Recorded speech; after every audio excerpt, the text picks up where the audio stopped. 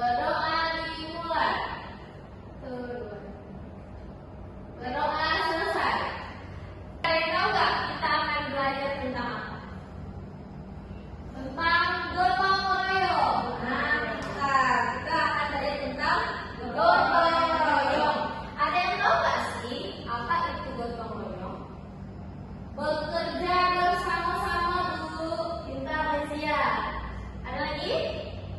Fatin, coba. Saling membantu, Bu. Saling membantu bisa.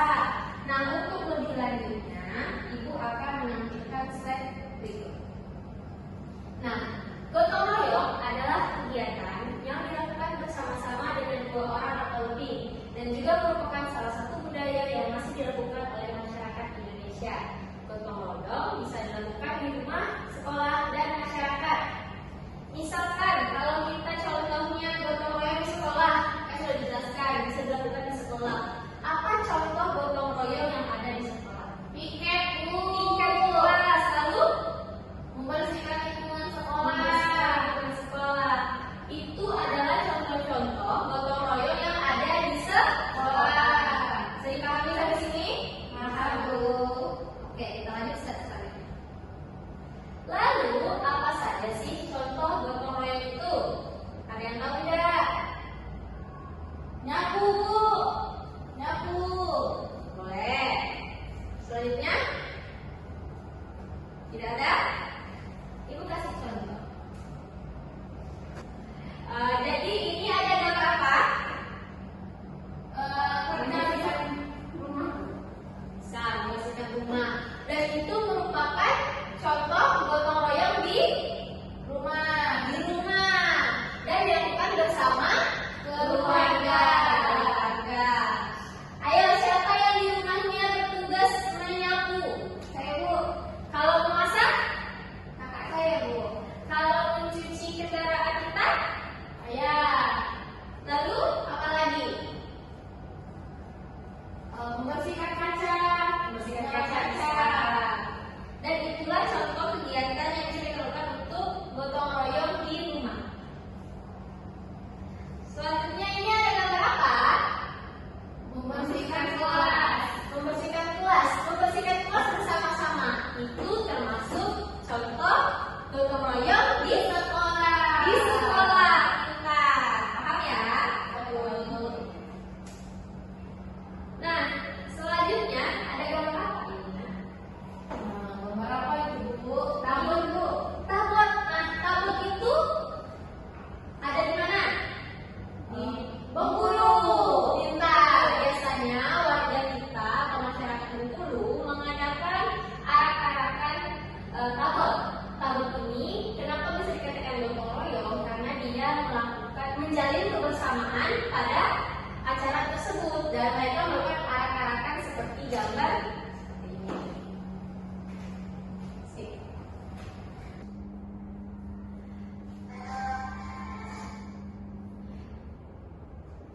Jadi ini Ibu ada menampilkan singkatan video dari acara tabur yang ada di Kota Bengkulu. Kita saksikan bersama-sama ya. Ya, Bu.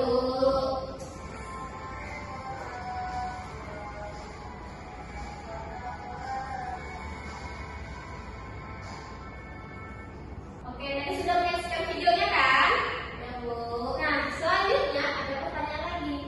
Ada yang tahu apa itu tabur? Ada yang tahu tidak apa itu tabur? Pertunjukan, Bu. Bisa dikatakan itu pertunjukan. Nah, untuk lebih jelasnya akan Ibu tayangkan penjelasan sebagai berikut.